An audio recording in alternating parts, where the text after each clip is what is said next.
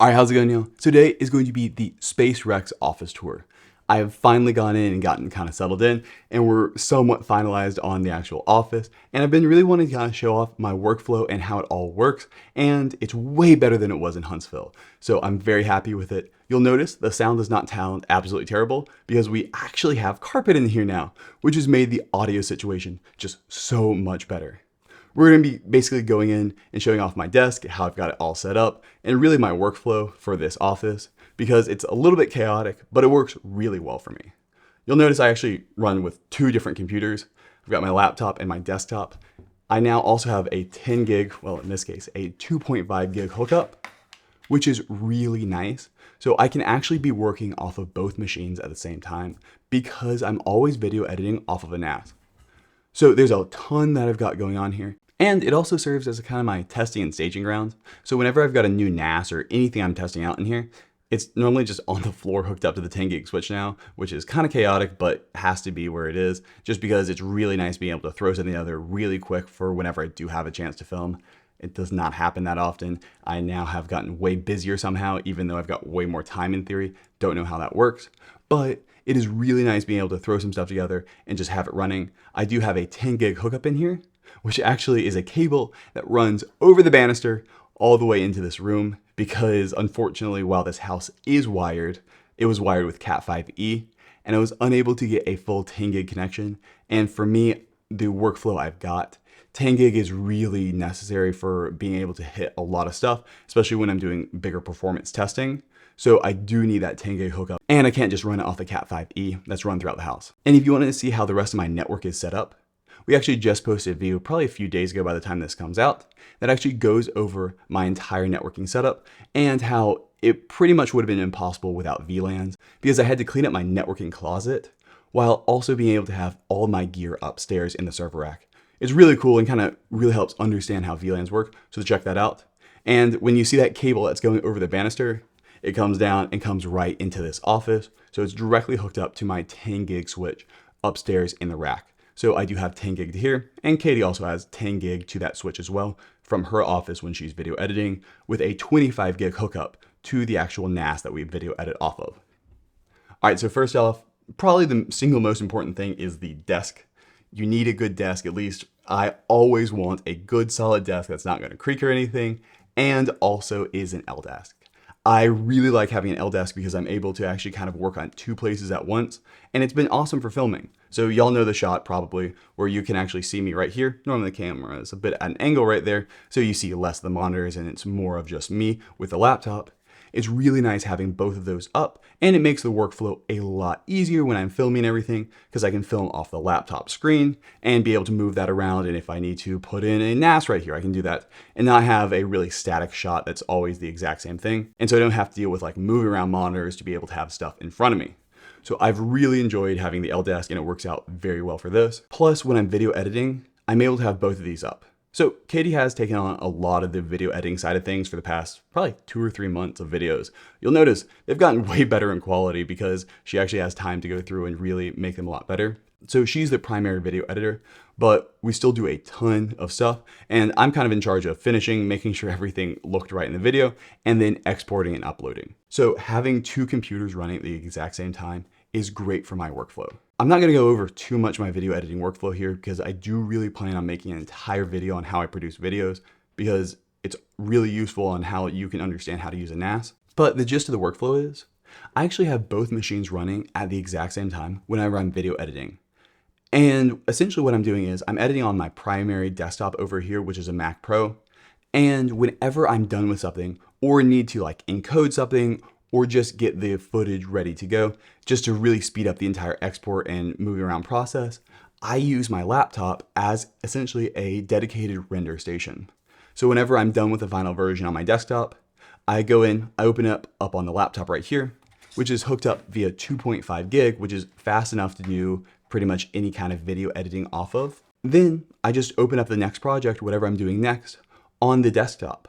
So that way I'm actually using both computers at once, and while I'm rendering and exporting, I don't have to wait around for it to finish. We're a lot different than a lot of video production houses because we put out actually quite a bit of content in a very short amount of time. I mean, we're right now doing 2 videos a week, And so it's really about being able to bulk export them as fast as possible.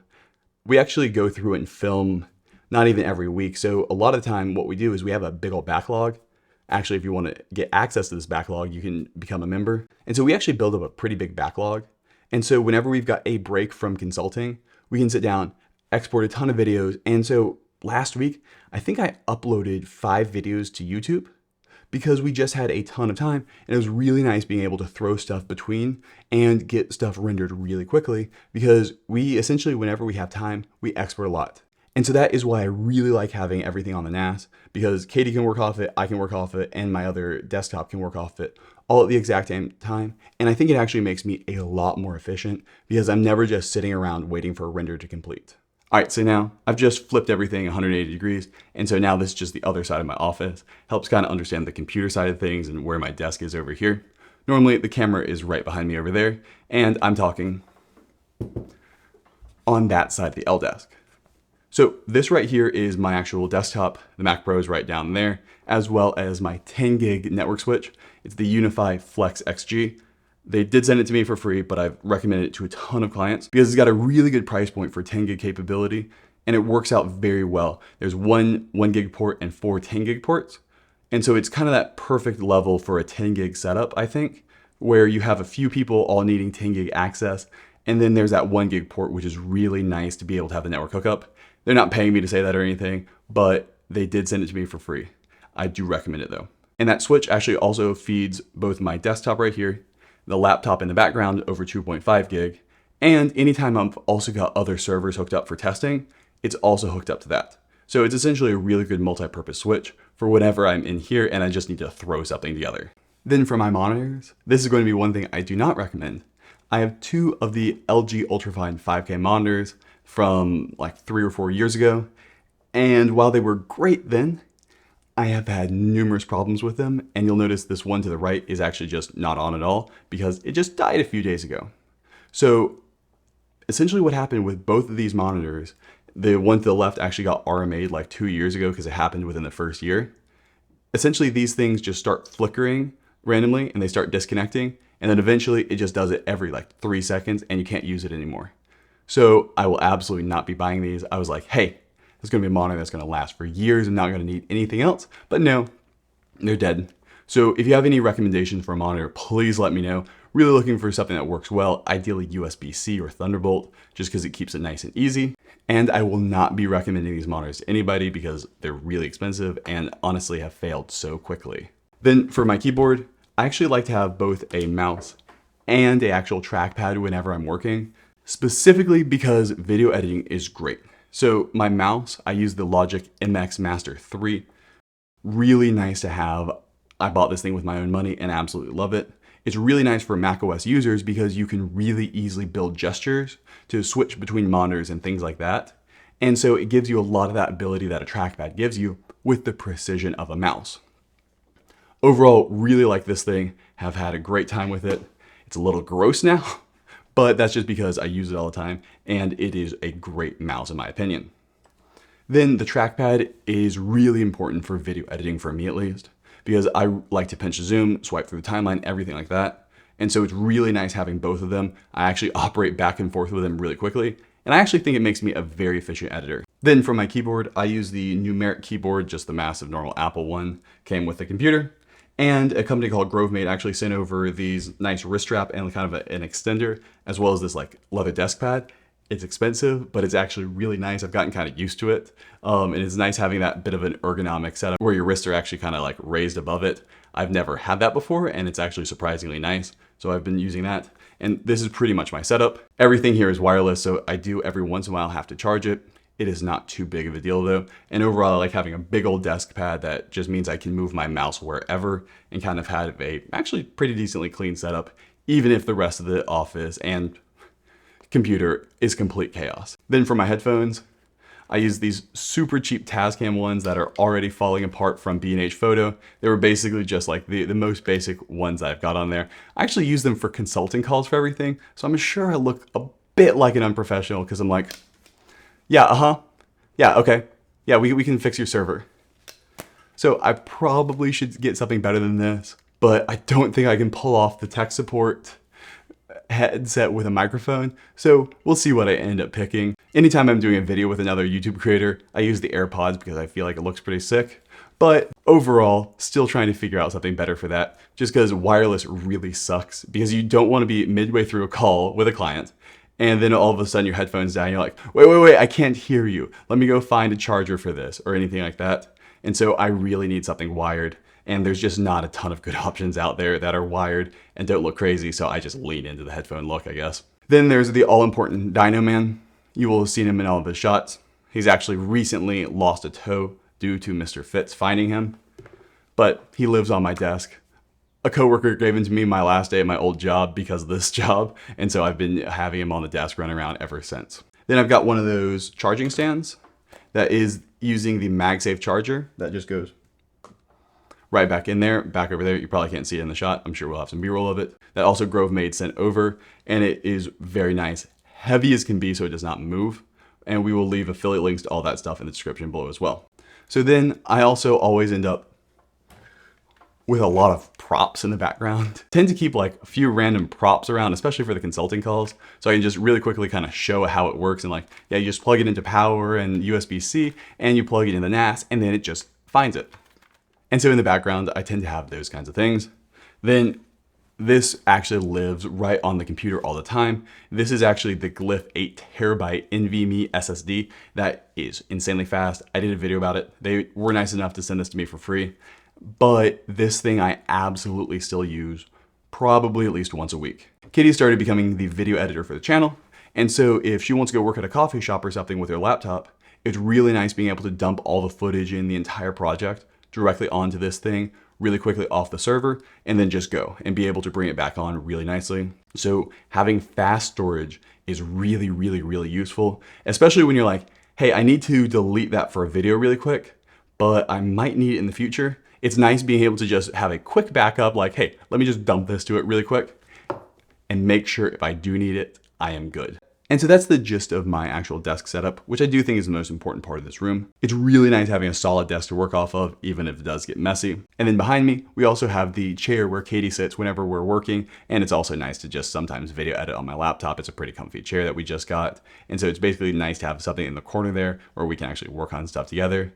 And then for the rest of the office, the only really major piece is my storage unit that's right over here. And so this right here is the last piece on our tour, and this is actually the massive cabinet that I should have bought a very long time ago, and finally did when we were down in Huntsville, because I've got a lot of stuff needed to be able to throw this stuff together, and having it organized, at least somewhat organized, where you can find stuff without digging through massive bins is really useful.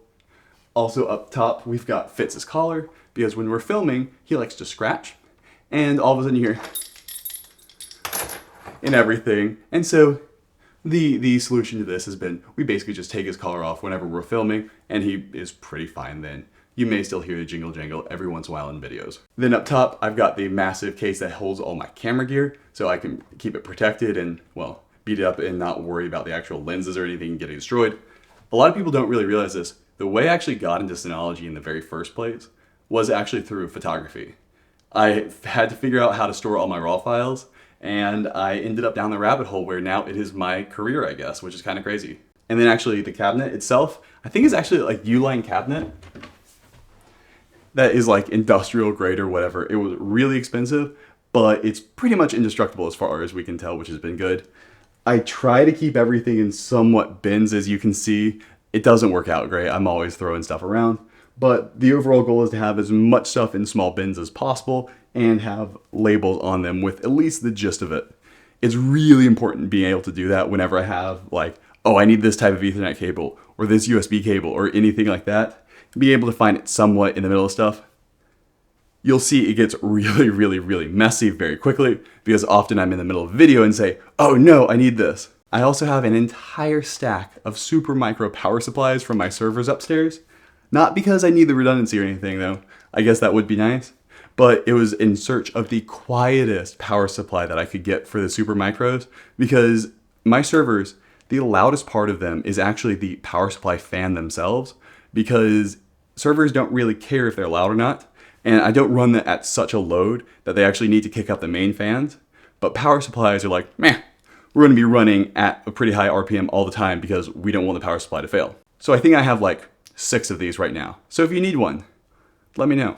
And then overall, there's just always random stuff thrown in here. And it's kind of where I can throw everything if I need to do a nice office tour and nobody will know how messy my life is. And so I try to keep as much stuff in here as possible, as organized as possible, just because if I need an adapter or something, it's important to be able to find one pretty quick. But overall, that was the tour. I think I've really got a good workflow now, and I think this office suits me way better than the one in Huntsville ever did, just because the one in Huntsville had hardwood floors, and this actually has nice carpet. And so that means that we are actually able to have way better audio quality. I actually don't have any sound panels at all in this office, and the audio is pretty much fine. It's not perfect, but I don't need massive audio panels all over the walls because the carpet on the floor pretty much absorbs any waves that are going on, and it helps so much. I cannot understate that. But overall, this is my office. I'm planning on also kicking up and doing a little bit more live streams, so if you've got interest in that, let me know down in the comments below. I was thinking maybe once a month, maybe on like a Thursday night or something. If anybody has any preferences, let me know.